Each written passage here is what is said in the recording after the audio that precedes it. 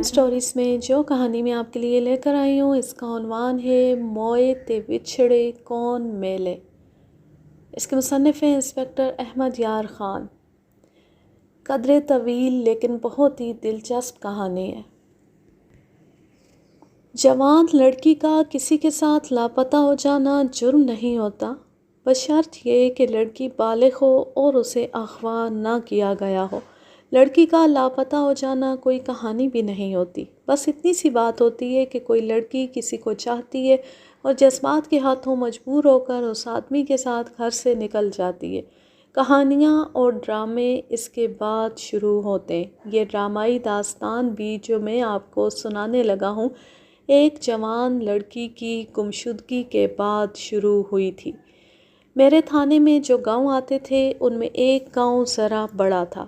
اونچی حویلیوں اور اونچی ذات والوں کے ایک گھر سے ایک جوان اور خوبصورت لڑکی لاپتہ ہو گئی۔ اس کی گمشدگی کے ایک روز بعد اس کا باپ، بڑا بھائی اور نمبردار تھانے میں رپورٹ لکھوانے آئے۔ میں نے سب سے پہلے یہ پوچھا کہ لڑکی اٹھائی گئی ہے یا چلی گئی ہے۔ جواب سننے سے پہلے میں نے لڑکی کے باپ اور بھائی سے کہا کہ وہ مجھے بالکل صحیح جواب دیں اور مجھے لڑکی کے متعلق ہر ایک بات بالکل صحیح بتائیں۔ باپ نے بتایا کہ معلوم ایسے ہوتا ہے جیسے لڑکی خود گئی ہے۔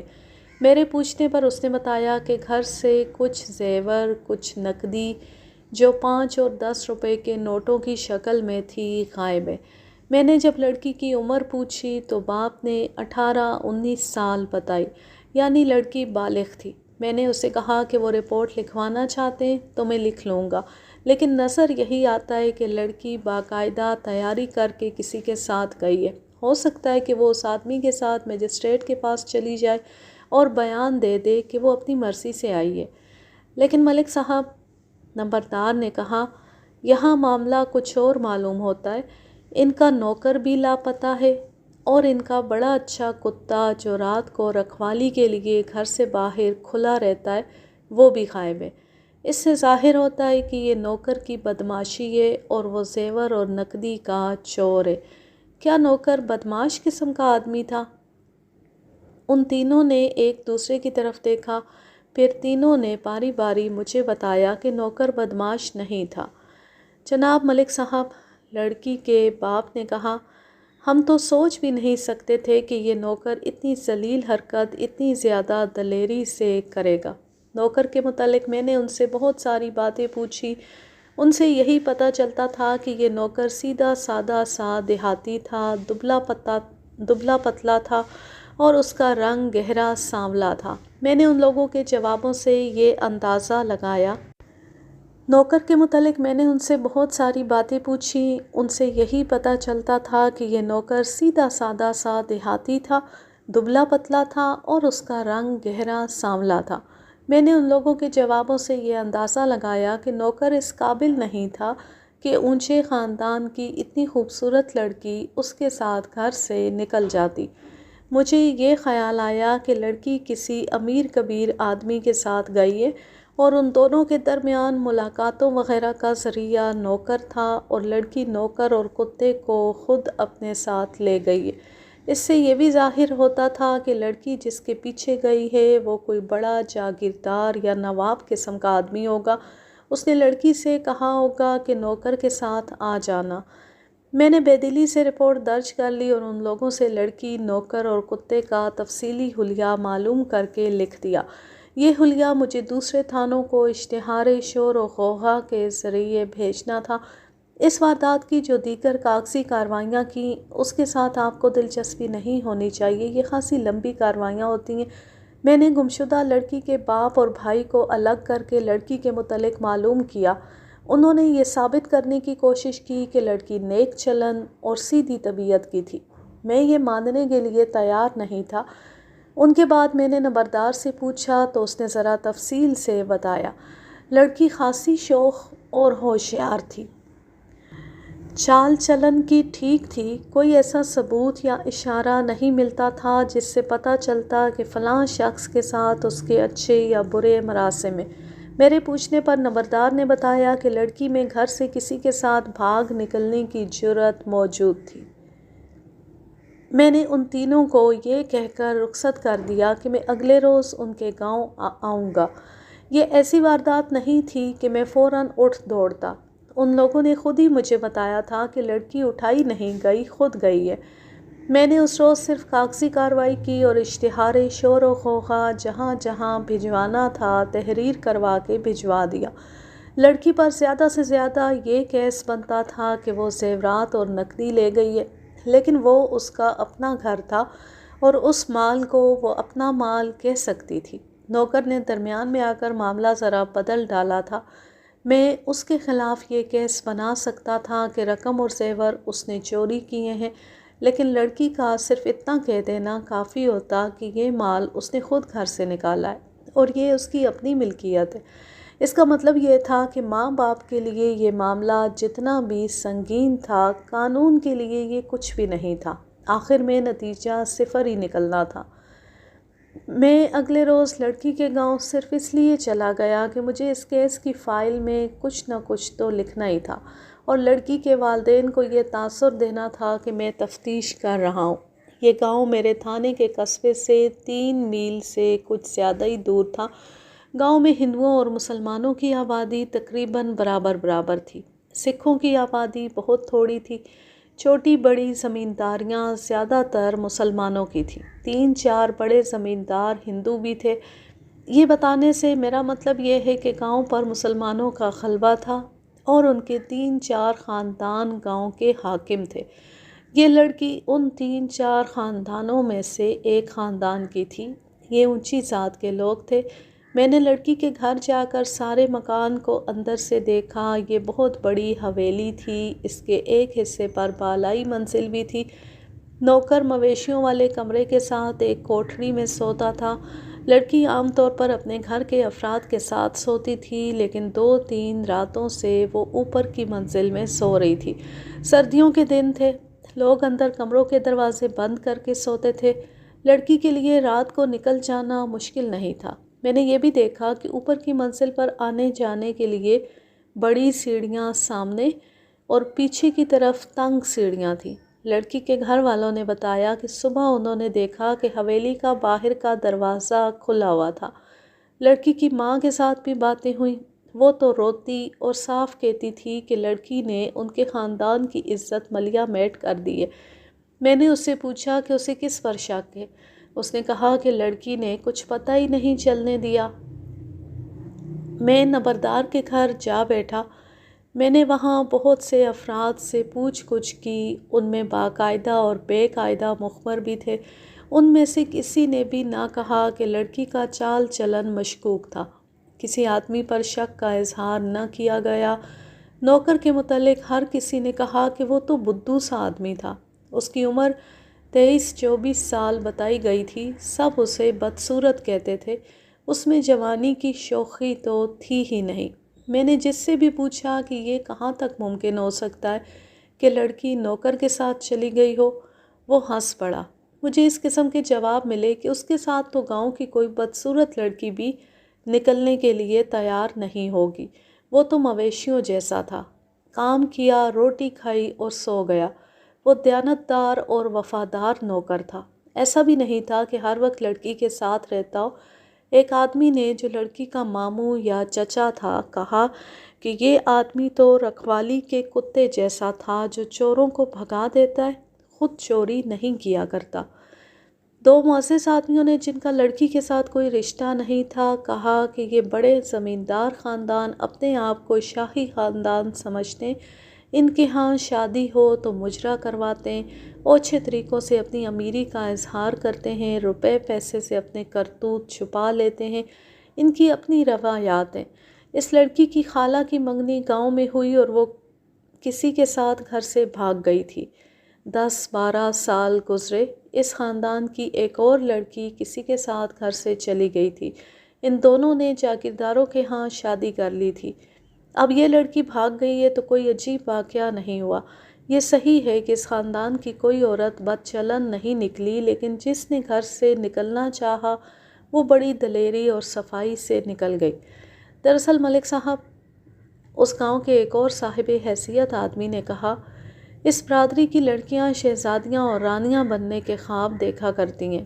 گاؤں میں شہزادیاں ہی بنی رہتی ہیں لیکن حقیقت کچھ اور ہوتی ہے، اس لیے بڑے جاگیرداروں اور نوابوں کے ہاں جا پہنچتی ہیں۔ ان سب لوگوں نے دراصل میرے ہی اس خیال کی تائید اور تصدیق کر دی تھی کہ یہ پولیس کا کیس نہیں۔ میں اس ارادے سے اس گاؤں سے آ گیا کہ یہ کیس اپنے ASI کے سپرد کر دوں گا اور وقت گزرنے کے ساتھ ساتھ یہ کیس مرتا چلا جائے گا۔ مجھے امید تھی کہ 2-3 مہینوں تک کہیں نہ کہیں سے یہ خبر آ جائے گی کہ لڑکی نے فلاں گاؤں میں اسی آدمی کے ساتھ شادی کر لی ہے جس کے ساتھ وہ گئی تھی۔ تھانے جا کر میں یہ کیس ASI کے حوالے کرنے لگا تو پتہ چلا کہ اس کے پاس پہلے ہی کچھ زیادہ کیس اکٹھے ہو گئے ہیں۔ میں نے یہ کیس اپنے پاس ہی رہنے دیا۔ ASI سے کہا کہ اس کے پاس اس طرف کے 1-2 کیس ہیں، وہ جب بھی ان کی تفتیش کے لیے ادھر جائے تو ایک آدھ ضمنی اس کیس کی بھی بنا لیا کرے۔ 5-6 دن گزر گئے۔ یہ کیس میرے ذہن سے تقریباً اتر گیا تھا۔ میرے ساتھ والے تھانے سے اطلاع آئی کہ اشتہار شور و غوغا میں جس نوکر اور جس کتے کا حلیہ لکھا گیا تھا وہ دونوں ایک گاؤں میں موجود ہیں۔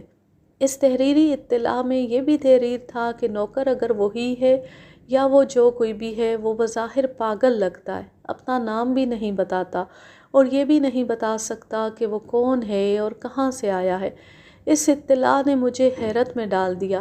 میں آپ کو یہ بھی بتا دوں کہ پولیس کے کاغذات میں جو حلیہ لکھا جاتا ہے اس میں انتہائی باریکیاں بھی شامل ہوتی ہیں۔ میں جانتا تھا کہ تھانے دار نے صرف شک پر اطلاع نہیں دی، اس نے اپنا شک رفع کر کے اطلاع بھیجی ہے۔ وہ گاؤں جہاں نوکر اور کتا پائے گئے تھے لڑکی کے گاؤں سے 3-3.25 میل آگے تھا اور وہ دوسرے تھانے کے علاقے میں آتا تھا۔ اگر ایک علاقے کی واردات کی تفتیش دوسرے علاقے کے تھانے میں پہنچ جائے تو دستور کے مطابق دونوں تھانے دار مل کر تفتیش کرتے ہیں، لیکن یہ پولیس کا ایک ضابطہ ہے، عملی طور پر وہی تھانے دار تفتیش کرتا ہے جس کے علاقے کی واردات ہوتی ہے۔ میں اس اطلاع پر اپنے ساتھ ضروری عملہ لے کر روانہ ہو گیا۔ گمشدہ لڑکی کا گاؤں راستے میں پڑتا تھا، وہاں سے لڑکی کے باپ اور اس کے بڑے بھائی کو ساتھ لے لیا۔ نوکر اور کتے کی شناخت کے لیے دونوں کا ساتھ ہونا ضروری تھا۔ پہلے ہم اس علاقے کے تھانے میں گئے، وہاں کے تھانے دار نے اپنا ایک کانسٹیبل میرے ساتھ بھیج دیا۔ میں اس گاؤں میں پہنچا۔ وہ چھوٹا سا ایک گاؤں تھا جس کا اپنا نمبردار تھا۔ سب سے پہلے تو میں نے نمبردار سے پوچھا، اس نے بتایا کہ اس گاؤں کے 2 آدمی 3-4 دن گزرے بڑی اچھی نسل کا ایک کتا لائے ہیں، کہنے لگے کہ یہ خرید کر لائے ہیں۔ اس سے 1-2 دن پہلے جوان سا ایک آدمی گاؤں میں آیا، وہ پاگل معلوم ہوتا تھا۔ گاؤں کا جو آدمی اس کے قریب جاتا اس کے آگے وہ ہاتھ پھیلاتا، پھر ہاتھ اپنے منہ کی طرف لے جاتا۔ اس کا یہ اشارہ سب سمجھتے تھے کہ وہ بھوکا ہے۔ 2-3 گھروں سے اسے روٹی مل گئی۔ جناب ملک صاحب، نمبردار نے مجھے بیان دیتے ہوئے کہا، میں نے اسے روٹی کھاتے دیکھا۔ اس کے ہاتھ میں 2 آدمیوں جتنی روٹی تھی، روٹی کے ساتھ ساگ تھا۔ وہ بڑی تیزی سے ساری روٹی کھا گیا جس سے پتہ چلتا تھا کہ کئی دنوں سے بھوکا ہے۔ اس نے اشارے سے پانی مانگا، وہ پانی کے 2 پیالے پی گیا۔ اس سے پوچھا کہ وہ کہاں سے آیا ہے تو اس نے اس طرح ہاتھ پھیلائے اور ہلائے جیسے اسے کچھ پتہ نہیں۔ یہ آدمی ہمارے لیے عجیب چیز نہیں تھا۔ صاف ظاہر تھا کہ بیچارہ پاگل ہے، لیکن عجیب چیز یہ دیکھی کہ وہ 2 آدمی جو کتا خرید کر لائے تھے ان میں سے ایک اس کتے کو باہر لے آیا۔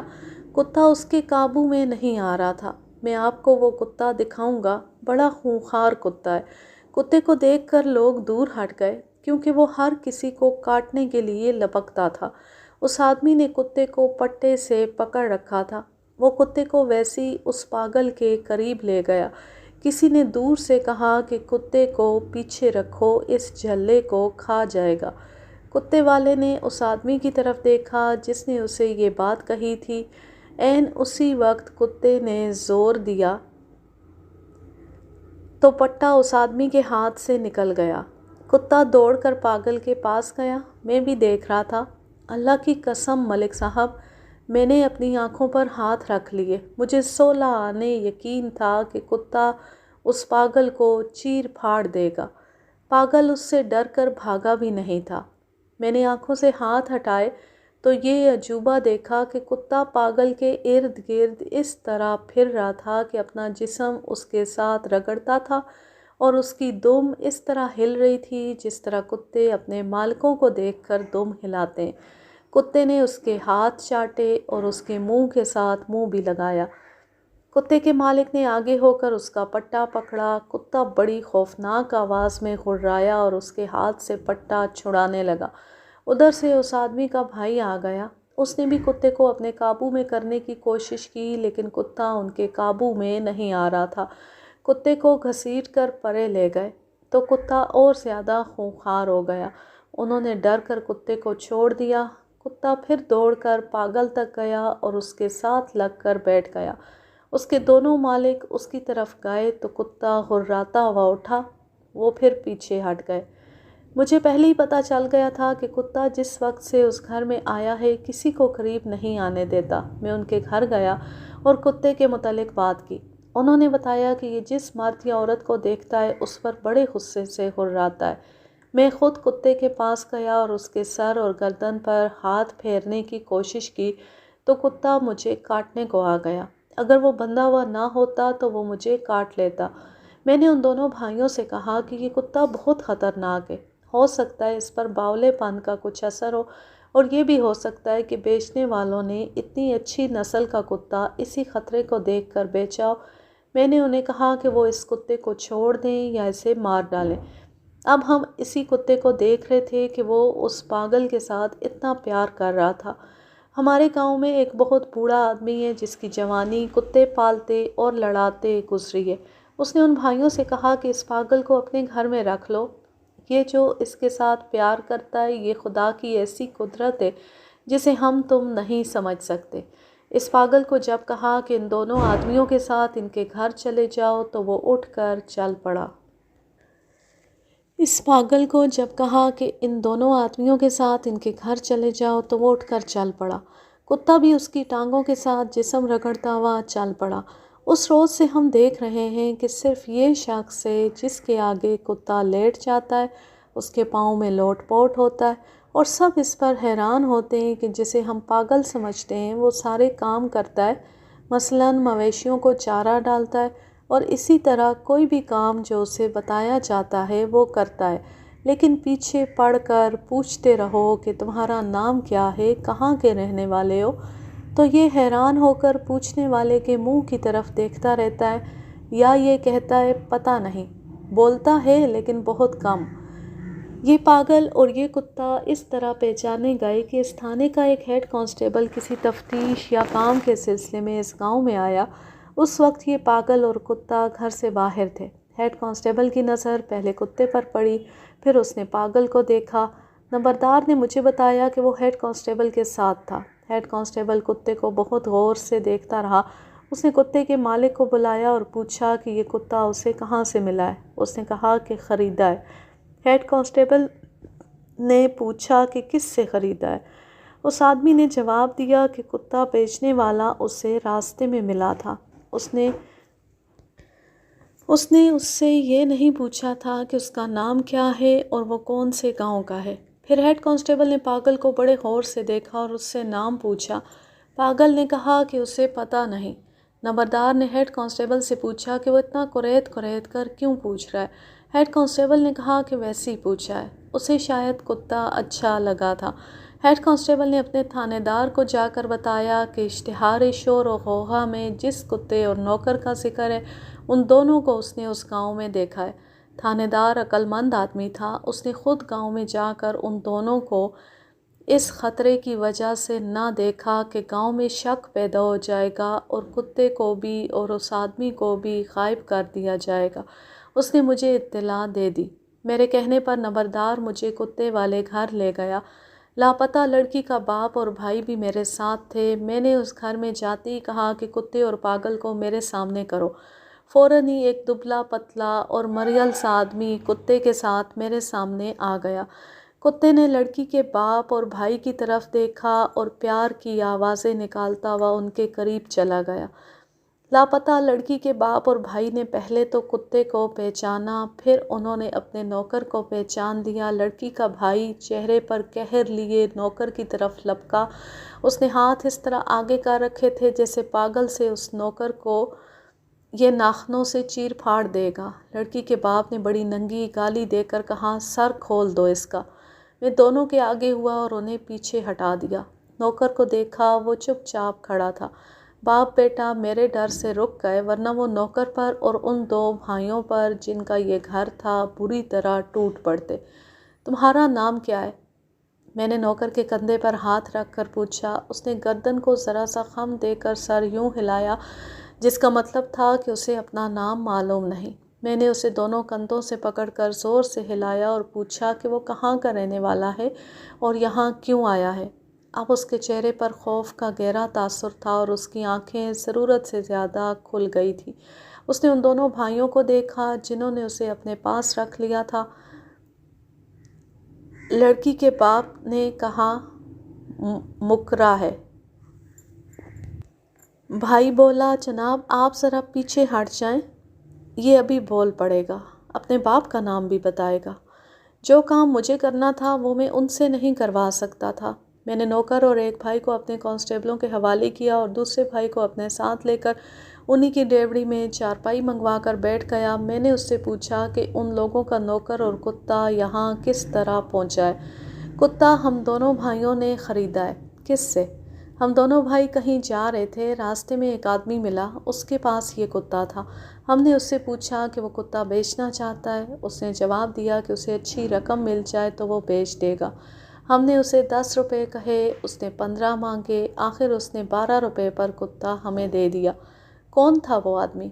یہ معلوم نہیں، ہماری طرح وہ بھی کہیں جا رہا تھا اور ہمیں راستے میں ملا تھا۔ نوکر کے متعلق وہی بات بتائی جو نمبردار مجھے بتا چکا تھا، یعنی یہ شخص ہمارے گاؤں میں آیا اور اس نے 2-3 گھروں سے روٹی مانگی۔ اس نے یہ بھی بتایا کہ اسے انہوں نے اس لیے اپنے گھر رکھ لیا ہے کہ کتا اس کے ساتھ پیار کرتا ہے۔ میں نے اس بھائی کو اپنے کانسٹیبلوں کے حوالے کر کے دوسرے بھائی کو بلایا، اس سے بھی یہی سوال پوچھے، اس کے جواب بالکل یہی تھے، لیکن اس نے کتے کی قیمت 15 روپے بتائی جو انہوں نے دی تھی۔ لیکن تمہارا بھائی کہتا ہے کہ تم لوگوں نے یہ کتا 18 روپے میں خریدا تھا۔ میں نے اسے چکر دینے کے لیے کہا، ہاں جناب عالی، مجھے یاد نہیں آ رہا تھا، قیمت 18 روپے دی تھی۔ اس شخص نے اپنے خلاف شک پکا کر دیا۔ میں نے اس سے نوکر کے متعلق پوچھا تو اس نے بالکل وہی جواب دیا جو اس کا بھائی پہلے ہی دے چکا تھا۔ مجھے اب زیادہ سوال و جواب کی ضرورت نہیں تھی۔ دیکھو میرے دوست، تم جسے جرم سمجھ رہے ہو وہ دراصل جرم نہیں ہے۔ ایسے کرو، لڑکی، اس کا زیور اور وہ رقم جو وہ ساتھ لائی تھی وہ میرے حوالے کر دو۔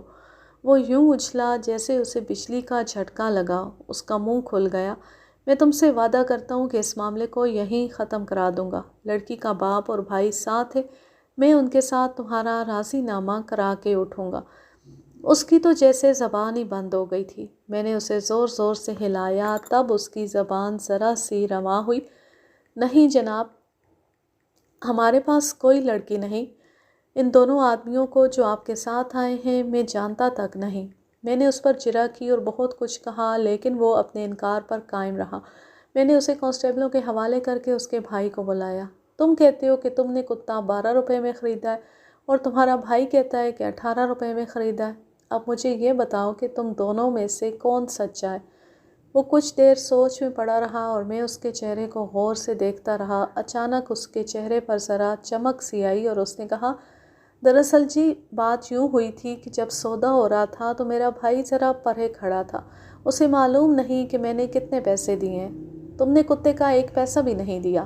اصل بات تمہارے بھائی نے بتا دی ہے۔ تم اب یوں کرو کہ لڑکی بما زیور اور رقم میرے حوالے کر دو۔ اس کا بھی وہی حال ہوا جو اس کے بھائی کا ہوا تھا۔ یہ بڑا بھائی تھا اور کچھ عقل مند نظر آتا تھا۔ یہ شخص جلدی سنبھل گیا۔ میں نے اسے ایک بار پھر کہا کہ وہ سچی بات بتا دے اور میں یہ معاملہ یہیں گول کر دوں گا۔ سچی بات یہ ہے جناب عالی، ہمیں یہ کتا آوارہ پھرتا نظر آیا تھا۔ اسے آپ چوری کے لیں۔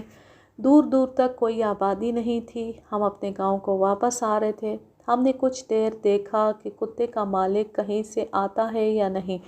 جب کوئی بھی آتا نظر نہ آیا تو ہم نے کتے کو پکڑ لیا اور گاؤں لے آئے۔ گاؤں میں آتی اس نے ہم پر بھونکنا اور ہرانا شروع کر دیا۔ اس کے بعد اس نے نوکر کے متعلق وہی بات بتائی جو میں پہلے سن چکا تھا۔ یہ ایک نیا جھوٹ تھا جو اس نے بولا۔ اس قسم کے ملزموں سے تھانے میں بہتر طریقے سے تفتیش کی جا سکتی ہے۔ میں نے وہاں وقت ضائع کرنا مناسب نہ سمجھا۔ ضروری کارروائی یہ تھی کہ اس گھر کی تلاشی لینی تھی۔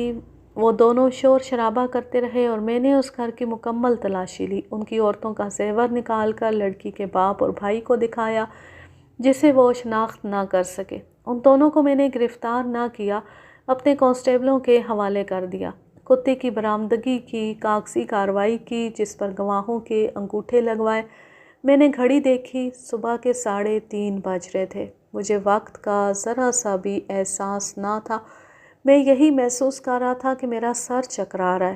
کام ختم ہونے تک 4 بج گئے۔ میں نمبردار کے گھر جا کر لیٹ گیا۔ مجھے تھوڑی سی دیر کی نیند کی ضرورت تھی۔ نمبردار نے میرے سٹاف اور لڑکی کے بھائی اور باپ کے لیے چارپائیوں کا انتظام فوراً کر دیا۔ دونوں مشتبوں اور نوکر پر میں نے پہرا کھڑا کر دیا۔ مجھے نمبردار نے جگایا۔ اس نے جگانے کی معافی مانگی اور ایسی خبر دی جس نے میری نیند اڑا دی۔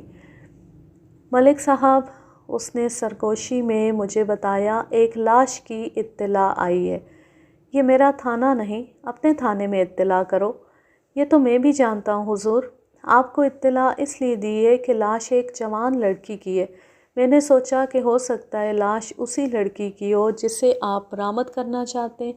اتفاق سے لڑکی کا باپ اور بھائی بھی آپ کے ساتھ ہیں۔ آپ بھی چل کر لاش دیکھ لیں، انہیں بھی دکھا دیں۔ اپنے تھانے میں اطلاع کرنے کے لیے میں نے چوکیدار کو بھیج دیا۔ نمبردار کا خیال درست ہو سکتا تھا۔ میرے ذہن میں بھی یہی بات آئی کہ میں جب اس گاؤں میں آیا تھا تو لڑکی اس گاؤں میں موجود تھی۔ جن کے پاس یہ لڑکی تھی انہوں نے جب دیکھا کہ میں نے دونوں بھائیوں کو پکڑ لیا ہے تو ان لوگوں نے لڑکی کو قتل کر دیا اور اس کی لاش کہیں پھینک آئے۔ میرے لیے یہ لازمی ہو گیا تھا کہ میں لاش دیکھوں، ورنہ میرا اس کے ساتھ کوئی تعلق نہیں تھا کیونکہ یہ دوسرے تھانے کی واردات تھی۔ میں لاپتہ لڑکی کے باپ اور بھائی کو ساتھ لے کر چل پڑا۔ جس آدمی نے لاش دیکھی تھی وہ چوکیدار کے ساتھ تھانے چلا گیا تھا۔ نمبردار نے پوچھ لیا تھا کہ لاش کس جگہ پڑی ہے۔ نمبردار مجھے 1 میل سے کچھ زیادہ دور ایسے علاقے میں لے گیا جہاں کھڑ تھے اور وہ ساری زمین دھول والی تھی۔ وہاں ایک آدمی کھڑا تھا، اس نے ہمیں دور سے اشارہ کیا۔ یہ نمبردار کا انتظام تھا کہ اس نے لاش پر پہرے کے لیے ایک آدمی بھیج دیا تھا۔ لاش ایک کھڈ میں پیٹھ کے بل پڑی تھی۔ یہی ہے۔ مجھے اپنے قریب سے آواز سنائی دی۔ میں نے ادھر دیکھا، لڑکی کا باپ کہہ رہا تھا، میری بیٹی کی لاش ہے۔ میں نے لڑکی کے بھائی سے پوچھا تو اس نے کہا کہ یہ اس کی بہن کی لاش ہے۔ اس نے کہا اس نے خاندان کے منہ پر کالک تو مل دی ہے لیکن اچھا ہوا کہ ماری گئی ہے۔ زمین کھروں کے لیے موزوں تھی کیونکہ دھول تھی۔ سردیوں کی بارشیں ابھی شروع نہیں ہوئی تھیں۔ مجھے کھوجی کی ضرورت تھی۔ کھوجی مجھے اس تھانے سے ہی مل سکتا تھا۔ میں نے سب کو پرے کر دیا اور میں نے کھڈ کے کنارے کو غور سے دیکھا۔ بڑے صاف کھرے دکھائی دیے۔ کھڈ میں بھی کھرے تھے۔ میں کھڈ میں اتر گیا اور کھروں کا خاص خیال رکھا کہ میرے پاؤں کے نیچے نہ آ جائے۔ لاش کے گلے میں رسی ڈال کر پیچھے یعنی گردن کی پشت پر ایک گانٹھ دی گئی تھی۔ لاش کی حالت بتاتی تھی کہ اسے چند گھنٹے پہلے قتل کیا گیا ہے۔ چہرہ ابھی تر و تازہ تھا۔ لڑکی واقعی خوبصورت تھی۔ میں نے اس کی شلوار قمیض دیکھی اور نظری معائنہ کیا۔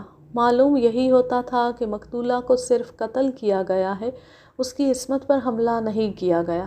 میں حیران اس پر ہوا کہ لاش کے کانوں میں جھمکے، ایک کلائی میں سونے کا ایک وزنی کڑا اور انگلی میں انگوٹھی تھی۔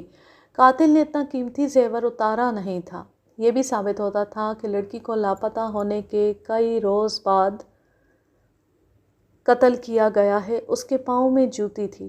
میں اس علاقے کے تھانے دار کا انتظار کر رہا تھا۔ یہ تفتیش ہم دونوں کو مل کر کرنی تھی کیونکہ لڑکی کی گمشدگی کی رپورٹ میرے پاس تھی اور اس کی لاش دوسرے تھانے دار کے علاقے سے برآمد ہوئی تھی۔ مجھے اس تھانے دار کا انتظار تقریباً 1 گھنٹہ کرنا پڑا۔ وہ راہ تک کے علاقے کا ہندو تھا۔ ہم ایک دوسرے کو پہلے سے بہت اچھی طرح جانتے تھے۔ وہ آیا تو میں نے اسے بتایا کہ یہ اسی لڑکی کی لاش ہے جسے میں ڈھونڈتا پھر رہا ہوں۔ وہ جانتا تھا کہ اسے بھی میرے ساتھ تفتیش کرنی پڑے گی۔ اس نے مجھے منت کے لہجے میں کہا کہ اس کے پاس پہلے ہی بہت زیادہ کام ہے اور اس کا ایسا ہی نالائق سا آدمی ہے۔ تمہارا مطلب ہے کہ تفتیش میں اکیلا کروں؟ میں نے ہنستے ہوئے پوچھا۔ ہاں ملک صاحب، اکیلے ہی لگے رہو۔ کاغذوں میں ہم لکھیں گے کہ تفتیش ہم دونوں کر رہے ہیں۔ تم جس طرح کی مدد مانگو گے میں دوں گا۔ جتنے دن میرے علاقے میں رہو گے 2 مرخ روزانہ میرے ذمے۔ کوئی موج میلہ کرنا چاہو تو وہ بھی میرے ذمے۔ میں دراصل اسے اپنے ساتھ رکھنا ہی نہیں چاہتا تھا کیونکہ میں اسے اعتماد کے قابل نہیں سمجھتا تھا۔ ہر تھانے دار کی اپنی اپنی دلچسپی ہوتی ہے۔ میں نے اسے کہا کہ وہ کاغذی کارروائی کر لے۔ میرا مطلب یہ تھا کہ وہ کیس کی فائل کھول لے اور کاغذات میرے حوالے کر دے۔ بہرحال یہ پولیس کے ضابطے ہیں جن کا اس کہانی کے ساتھ کوئی تعلق نہیں بنتا۔ اس نے میری ایک ضرورت پہلے ہی پوری کر دی تھی، وہ یہ کہ وہ ایک بوڑھے اور تجربے کار کھوجی کو ساتھ لے آیا تھا۔ میں نے کھوجی کو اپنے ساتھ رکھ لیا اور اسے بتایا کہ کھرے بڑے صاف ہیں۔ اس نے لاش کے ارد گرد کھرے دیکھے۔ میں اور دوسرا تھانے دار کاغذ پتر تیار کرنے لگے۔ بوڑھے کھوجی نے کھڈ میں سے ہی بلند آواز سے کہا کہ کھڈ میں 2 آدمی آئے تھے۔ میں نے اسے کہا کہ اپنا کام پورا کر کے رپورٹ دینا۔ کچھ دیر بعد میں نے لاش کو پوسٹ مارٹم کے لیے بھجوانے کا انتظام کیا۔ ان دونوں تھانوں کی لاشوں کے پوسٹ مارٹم میرے تھانے والے قصبے کے سرکاری ہسپتال میں ہوتے تھے۔ خون وغیرہ کے لیبارٹری ٹیسٹ کے لیے ہمیں دور جانا پڑتا تھا۔ میں نے جن 2 بھائیوں کو پکڑا تھا ان پر اب میرا شک مزید پختہ ہو گیا تھا۔ میرا وہ خیال جو میں پہلے بتا چکا ہوں صحیح معلوم ہونے لگا کہ میں نے رات ان سے پوچھ گچھ کی اور خانہ تلاشی بھی لی۔ اس دوران ان کے دوسرے آدمیوں نے لڑکی کو جہاں کہیں اسے چھپا کے رکھا ہوا تھا ساتھ لے لیا اور قتل کر دیا۔ میں لڑکی کے متعلق یہ جو کہہ رہا ہوں کہ اسے اپنے ساتھ لے گئے وہ اس لیے کہہ رہا ہوں کہ کھڈ کی طرف جاتے ہوئے اس کے کھرے پائے گئے تھے۔ کھوجی نے اس کی تصدیق کر دی۔ اس نے مجھے تھوڑی دیر بعد بتایا کہ 3 کھرے گاؤں کی طرف سے آتے ہیں، ان میں 2 مردانہ ہیں اور 1 زنانہ۔ کھوجی نے بتایا کہ زنانہ کھرا اسی جوتی کا ہے جو لاش کے پاؤں میں تھی۔ میں نے دوسرے تھانے دار کو بھیج دیا۔ لاش نمبردار کی منگوائی ہوئی چارپائی پر ڈال کر پوسٹ مارٹم کے لیے بھجوا دی۔ میں کھوجی کے ساتھ کھرے دیکھنے چلا گیا۔ 3 کھرے ان دونوں بھائیوں کے گاؤں کی طرف سے جائے وقوع تک آئے تھے۔ 1 کھرا تو مقتولہ کا تھا، 1 کھرا دیسی جوتی کا تھا جو گاؤں کے لوگ عموماً پہنا کرتے تھے، دوسرا مردانہ کھرا گرگابی کا تھا۔ یہ امیر یا شوقین دیہاتی پہنا کرتے تھے، لیکن گرگابی عام نہیں تھی۔ اسے پہلے گرگابی کہتے تھے، پھر اسے پمپ شو کہنے لگے اور آج کل اسے غالباً موکیشن کہا جاتا ہے۔ کھڈ سے واپسی پر صرف گرگابی کا کھرا واپس آیا تھا۔ دیسی جوتی والا مردانہ کھرا کھڈ سے کسی اور طرف چلا گیا تھا۔ مجھے اس کھرے کا بھی تعاقب کرنا تھا۔ اسے کھرا اٹھانا کہتے ہیں۔ میں نے گرگابی والا کھرا پہلے اٹھانا مناسب سمجھا۔ یہ کھرا گاؤں سے گیا تھا اور گاؤں میں ہی واپس آیا، لیکن راستے میں ایک پگڈنڈی آتی تھی جو گاؤں کے بالکل قریب سے گزرتی تھی۔ دیہات کے لوگ بہت سویرے جاگ اٹھتے تھے۔ انہوں نے یہ کھرا اپنے اور مویشیوں کے پاؤں تلے ختم کر ڈالا تھا۔ پگڈنڈی اور گاؤں کے درمیان 10-15 گز کا فاصلہ تھا۔ کھوجی نے بہت تلاش کیا لیکن یہ کھرا آگے نہ ملا۔ کھوجی نے اس کھرے کا رخ دیکھ کر یقین کے ساتھ کہا کہ یہ آدمی اس گاؤں میں واپس آیا ہے اور گیا بھی اسی گاؤں سے تھا۔ کھروں کے متعلق تو یہ فلسفہ میں بھی جانتا تھا۔ میرے لیے سہولت یہ تھی کہ یہ خاص جوتی تھی جو گاؤں میں شاید 1 آدمی پہنتا ہوگا۔ میں نے سوچا کہ گاؤں والے بتا دیں گے کہ گرگابی کون پہنتا ہے۔ میں نے نمبردار کو الگ کر کے پوچھا۔ اس نے اپنے دماغ پر زور ڈالا اور بولا، میں نے اپنے گاؤں میں کسی کو گرگابی پہنے ہوئے نہیں دیکھا۔ گاؤں کے لوگ تماشا دیکھنے کے لیے اکٹھے ہو گئے تھے۔ میں نے ویسے ہی 3 آدمیوں کو بلایا اور ان سے پوچھا کہ گاؤں میں گرگابی کون پہنتا ہے۔ میں نے دیکھا کہ ان میں 2 آدمی مجھے نہیں میرے پیچھے کسی کو دیکھ رہے تھے۔ انہوں نے میری طرف دیکھا اور ان میں سے ایک نے کہا، کوئی بھی نہیں۔ مجھے پکا شک دونوں بھائیوں پر تھا۔ میں نے ان کی خانہ تلاشی لی تھی لیکن گھر کے افراد کی جوتیاں نہیں دیکھی تھی۔ میں نے ان دونوں کو ساتھ لیا اور ان کے گھر چلا گیا۔ گھر کے اندر گھوم پھر کر ان کی عورتوں کی اور مردوں کی جوتیاں دیکھیں، گرگابی نہ ملی۔ میں نے گھر کے تمام افراد کو اکٹھا کر کے سامنے کھڑا کر لیا۔ ان میں دونوں بھائیوں کی ماں تھی اور ان کا باپ بھی تھا، ان کی بیویاں بھی تھیں، دونوں جوان تھیں۔ تمہارے یہ دو جوان آدمی پھانسی چڑھ رہے ہیں، اگر یہ مان جائیں تو میں انہیں پھانسی سے بچا سکتا ہوں۔ انہیں کہو کہ یہ میری بات سمجھے، ورنہ ان دونوں کی لاشیں اکٹھی یہاں آئیں گی۔ ان کی ماں تو میرے گلے لگ گئی اور چیخ چیخ کر رونے لگی۔ وہ کہتی تھی کہ اس کے بیٹوں نے کوئی گناہ نہیں کیا۔ کبھی پوچھتی کہ انہیں کیوں پکڑ لیا ہے۔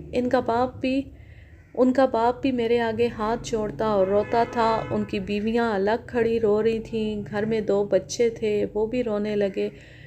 ان کے حال پر صرف تم رحم کر سکتے ہو۔ میں نے دونوں بھائیوں سے کہا، جرم کا اقبال کر لو، میں وعدہ کرتا ہوں کہ بہت رعایت دلا دوں گا۔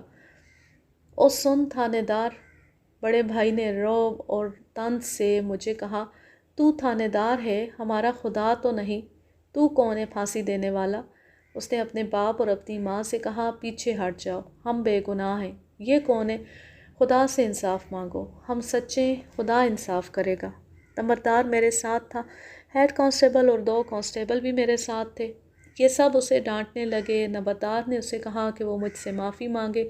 اس کے باپ نے پھر میرے آگے ہاتھ چھوڑ دیے اور کہا کہ اس کا بیٹا بے وقوف ہے اور اس کی بدتمیزی معاف کر دوں۔ میری یہ حالت تھی جیسے کچھ ہوا ہی نہیں۔ میں بھڑکنے اور کاٹ کھانے والا تھانے دار نہیں تھا۔ میں اپنے آپ کو ٹھنڈا رکھ کر تفتیش کیا کرتا تھا۔ اس شخص کے متعلق میں سوچنے لگا کہ یہ بے گناہ ہے یا بہت چالاک اور دلیر ہے۔ اس کی دلیری دیکھ کر اس کا چھوٹا بھائی بھی تیز ہو گیا۔ اس نے میرے سینے پر ہاتھ مار کر کہا، ایک بار پھر سن لے، یہ کتا آوارہ پھر رہا تھا اور ہم اسے پکڑ کر لے آئے۔ اسے ہم چھوڑ دیتے کیونکہ یہ سب کو کاٹتا تھا۔ یہ پاگل سا آدمی آ گیا، کتا اس کے ساتھ پیار کرنے لگا۔ ہم نے اس پاگل کو اپنے گھر رکھ لیا۔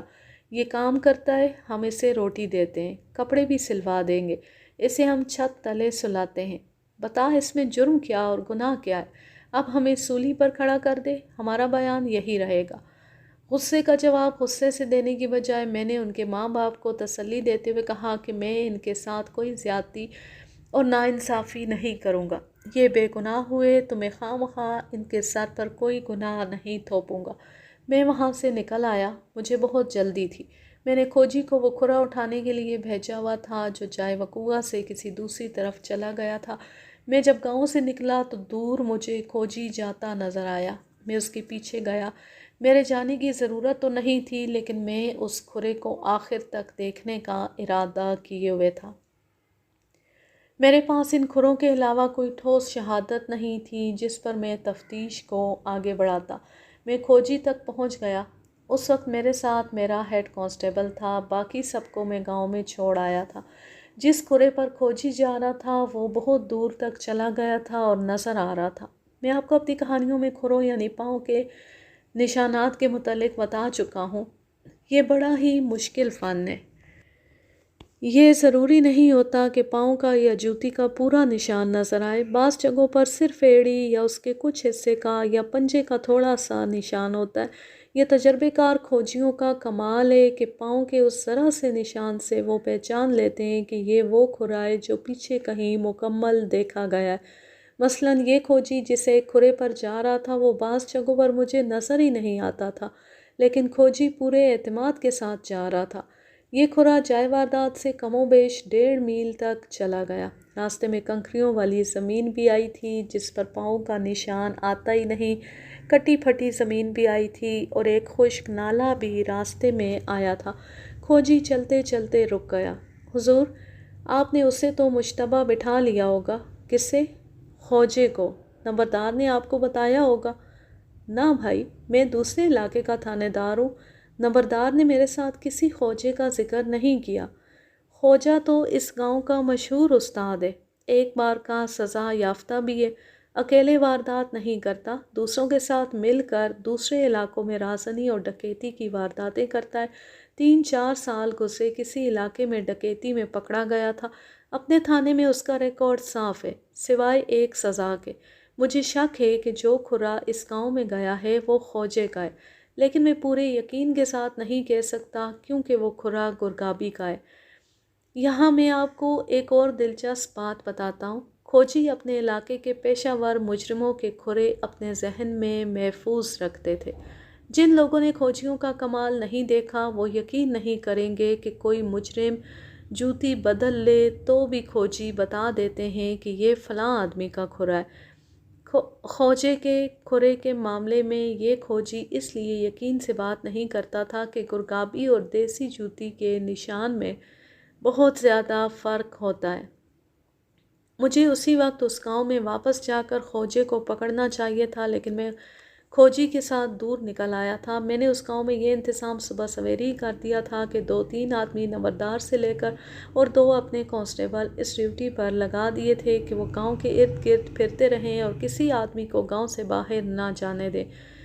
حضور، میں آپ لوگوں کا دیا ہوا کھاتا ہوں، میں آپ کو دھوکے میں نہیں رکھ سکتا۔ ایک بات کہتا ہوں، یہ اپنے تک ہی رکھنا۔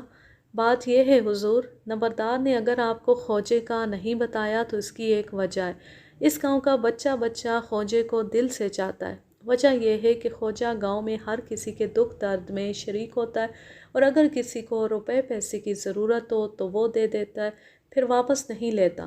کھوجے کی وجہ سے اس گاؤں میں کبھی نقب نہیں لگی، نہ کبھی ڈکیتی کی واردات ہوئی ہے۔ گاؤں کا کوئی آدمی کھوجے کے خلاف گواہی نہیں دے گا۔ نمبردار کا تو وہ گہرا یار ہے۔ یہ سن کر مجھے نمبردار پر بہت غصہ آیا۔ کھوجے نے کبھی قتل کی واردات بھی کی ہے؟ ایک بار سنا تھا کہ اس نے قتل کی 2 وارداتیں کی ہیں، لیکن کوئی ثبوت نہیں ملا۔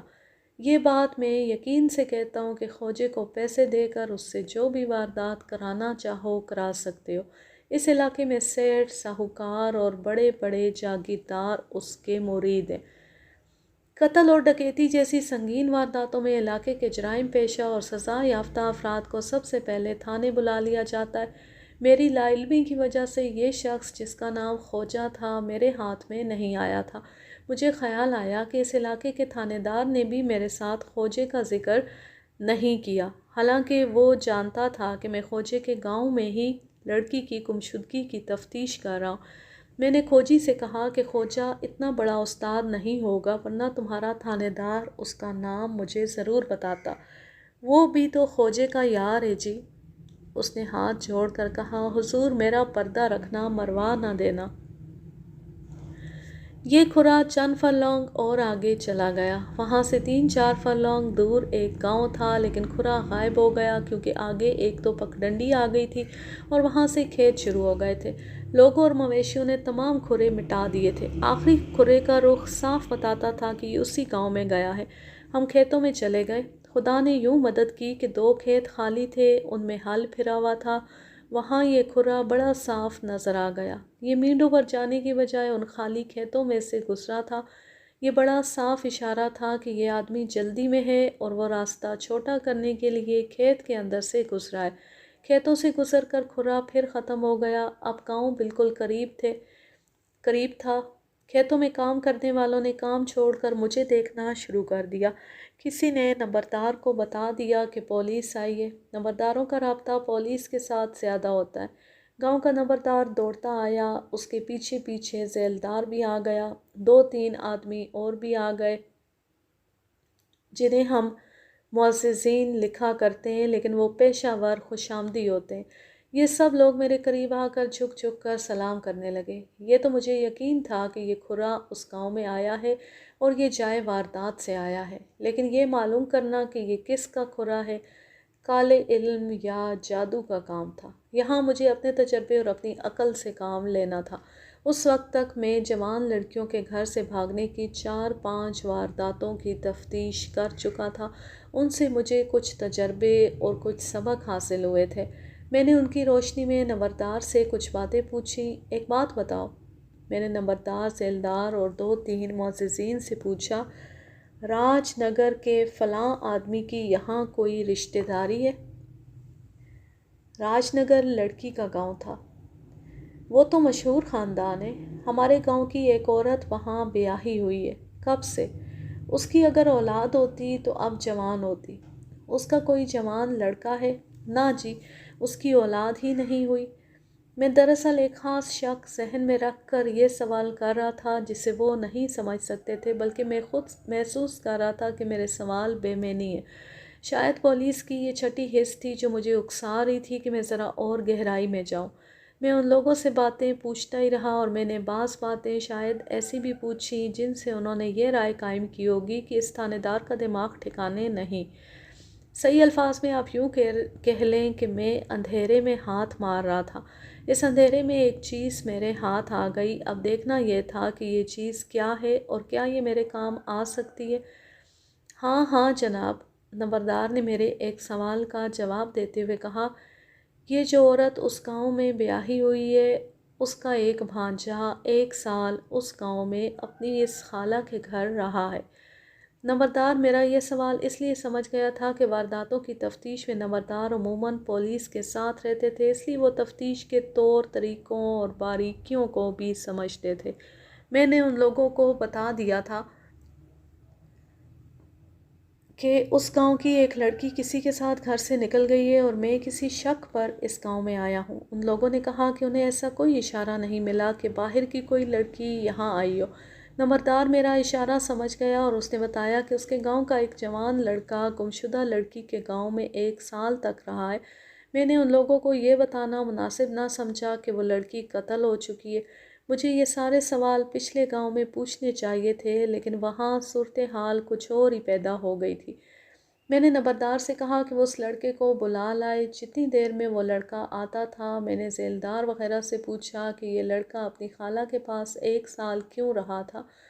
جناب عالی، لڑکے کے خاندان کی یہاں کے ایک خاندان کے ساتھ پرانی دشمنی ہے۔ وہ خاندان زیادہ چالاک اور طاقتور ہے۔ ان لوگوں نے تھانے میں درخواست دی کہ انہیں اس لڑکے سے خطرہ ہے کیونکہ لڑکا خصیلہ اور لڑاکا ہے اور وہ کسی بھی وقت ان کے خاندان کے کسی آدمی کو قتل کر سکتا ہے۔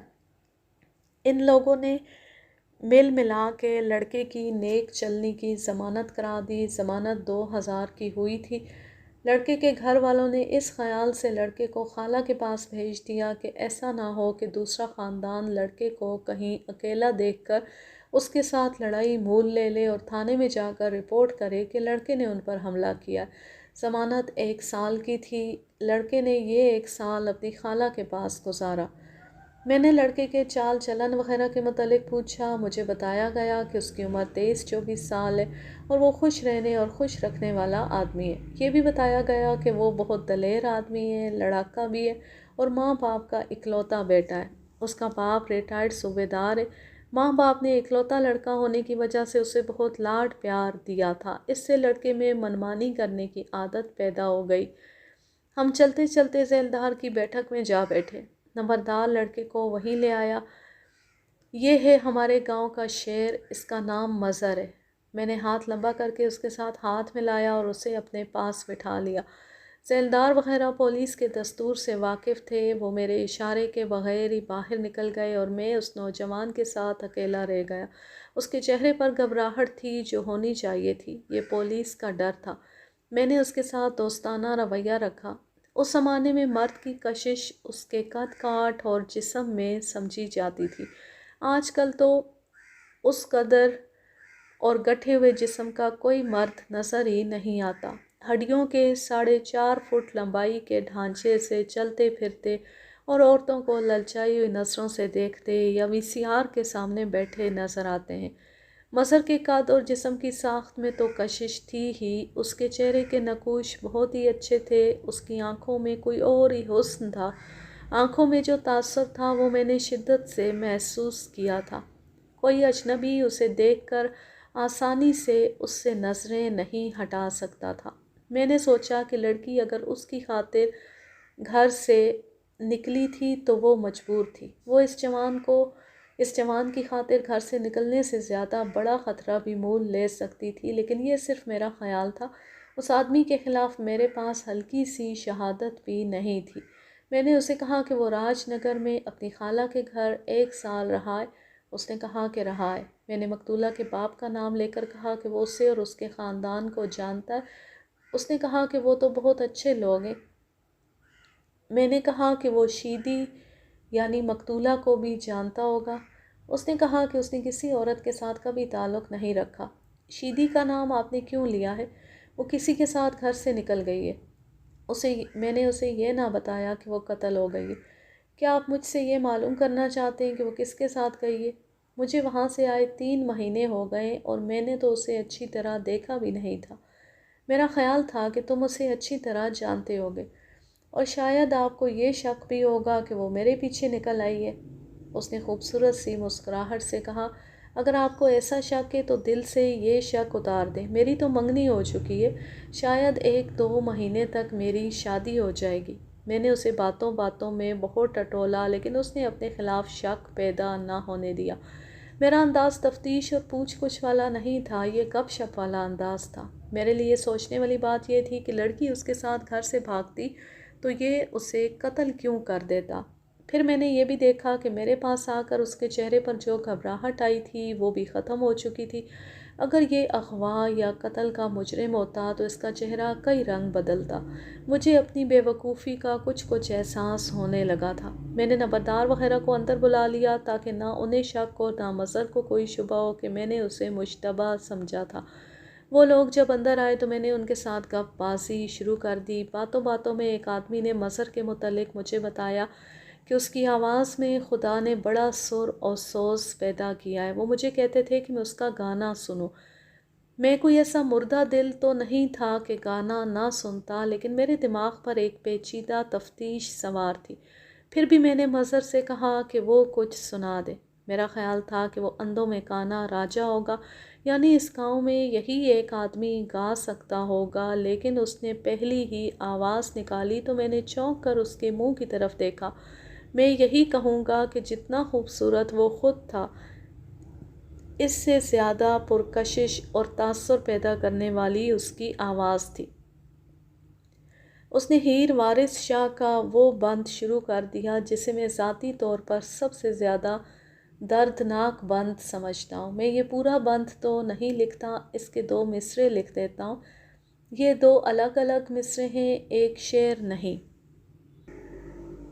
ایسا کوئی نہ ملیا ڈھونڈ تھکی جڑا گیا نو موڑ لیاؤندا ای، ایک باز تو کان کونج کھوئی دیکھا چپ یا کر لاؤندا ای۔ یہ بند خاصا طویل ہے۔ یہ 2 مصرعے آج بھی مجھے اتنے اچھے لگتے ہیں جیسے میرے دل میں چپ گئے ہوں۔ پنجابی سمجھنے میں دشواری محسوس کرنے والے خواتین و حضرات کے لیے میں اس کا ترجمہ پیش کرتا ہوں۔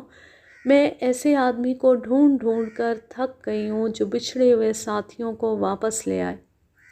ایک باز سے کوے نے کونج چھین لی، دیکھتی ہوں کہ باز چپ رہتا ہے یا فریاد کرتا ہے۔ ایک تو یہ بند درد سے لبریز تھا، اس کے ساتھ مظہر کی آواز کا سوز تھا۔ باخدا میں بھول گیا کہ میں تھانے دار ہوں۔ میں تو شاید یہ بھی بھول گیا تھا کہ میں یہاں آیا کس لیے تھا۔ آج میں جب اس وقت کو یاد کر کے قلم کے سپرد کر رہا ہوں تو مجھے مظہر کی آواز اسی طرح سنائی دے رہی ہے۔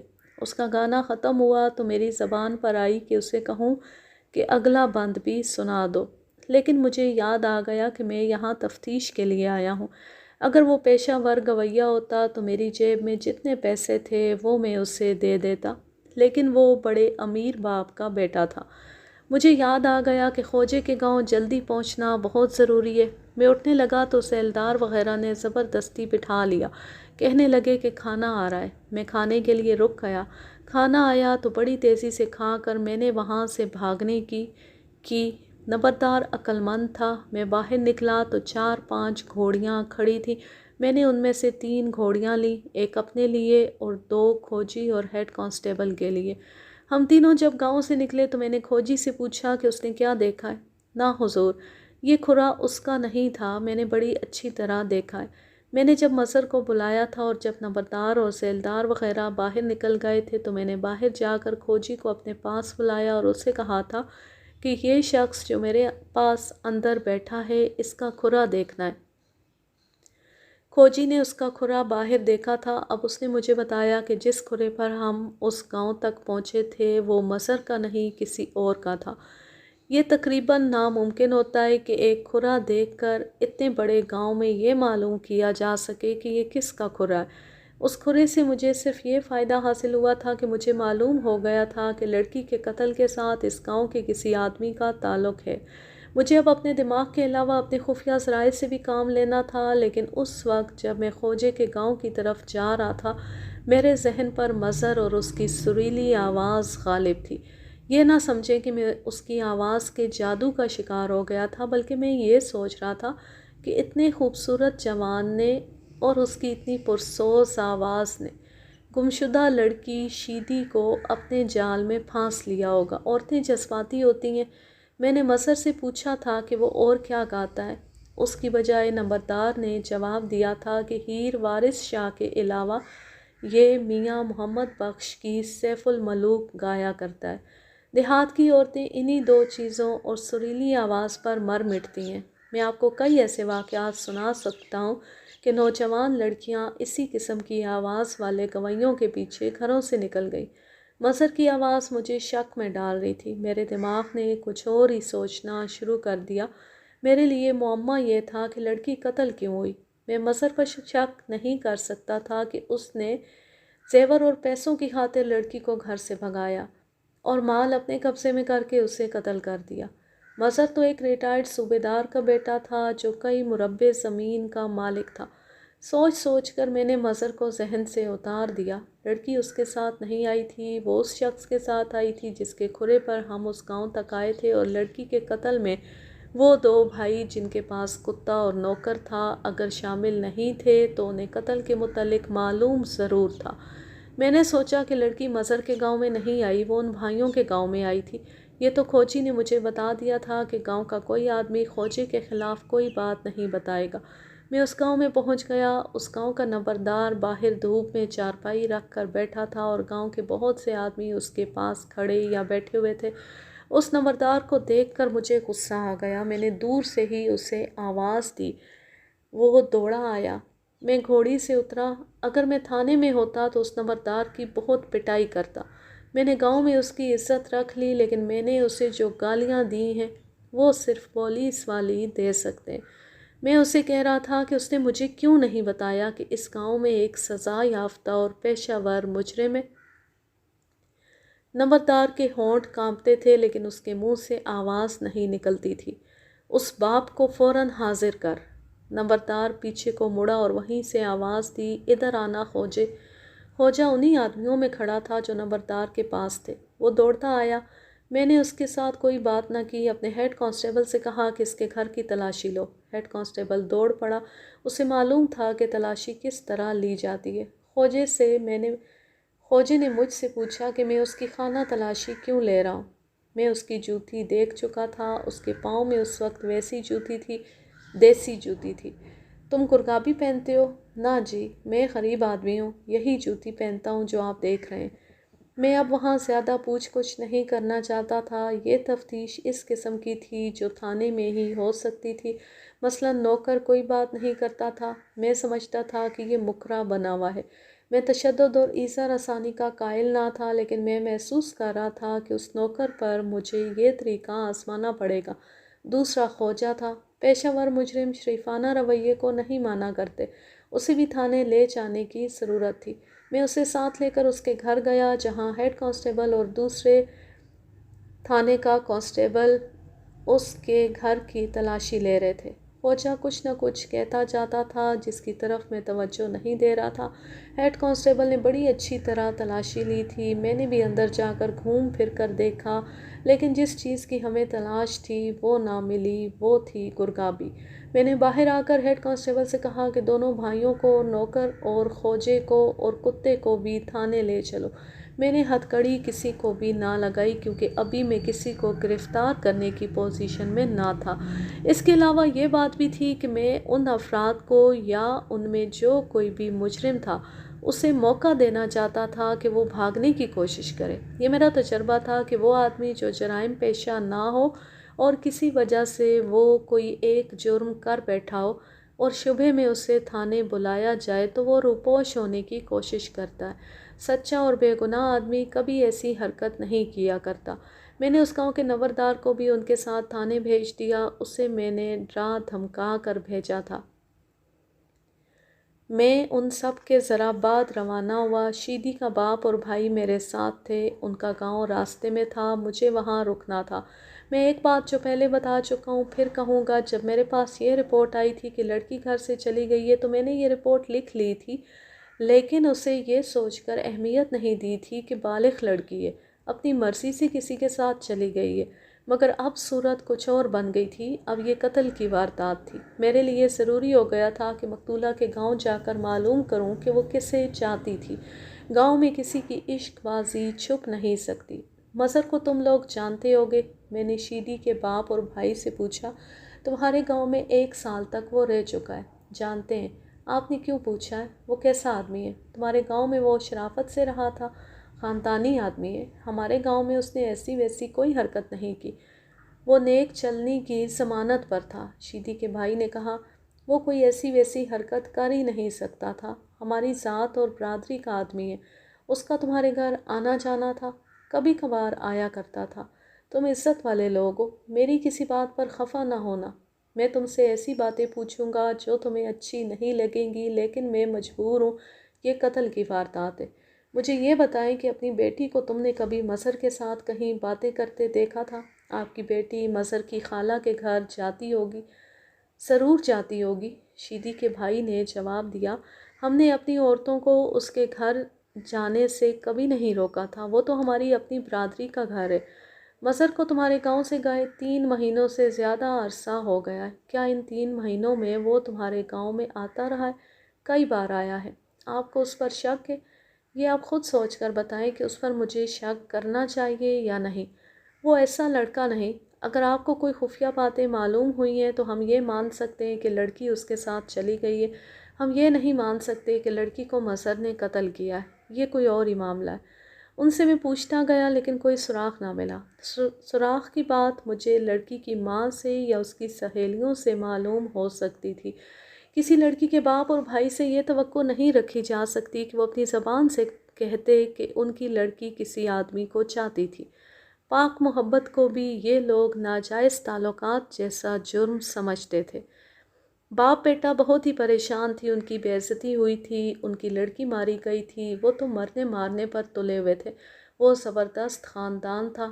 قاتل کو تو میں نے پکڑ ہی لینا تھا اور اسے سزائے موت یا عمر قید دلا دینی تھی، لیکن مقتول کے لواحقین قانون کی سزا سے مطمئن نہیں ہوا کرتے تھے۔ وہ قاتل کے خاندان کے 1-2 افراد کو قتل کر کے دم لیتے تھے، پھر یہاں سے خاندانوں کی عداوت چل پڑتی تھی جو اگلی نسلوں تک جاتی تھی۔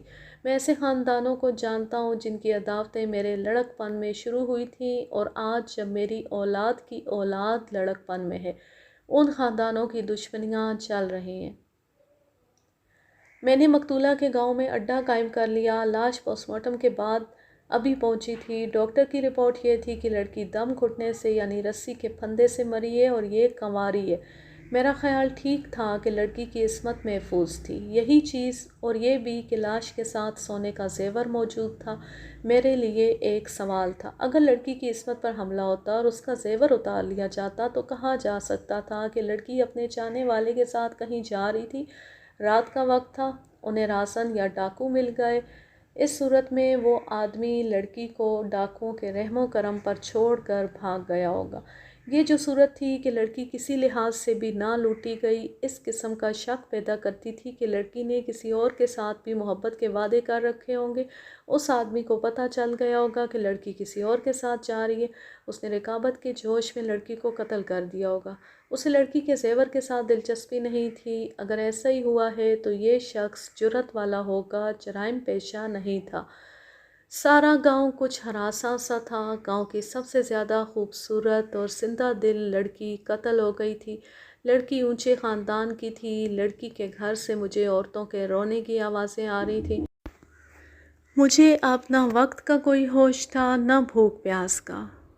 آج کے لیے بس اتنا ہی۔ اب میں لیتی ہوں آپ سے اجازت۔ جہاں رہیں خوش رہیں، شاد و آباد رہیں، ہنستے مسکراتے رہیں، اور اس کہانی کے دوسرے اور آخری حصے کے لیے تھوڑا سا انتظار کیجیے۔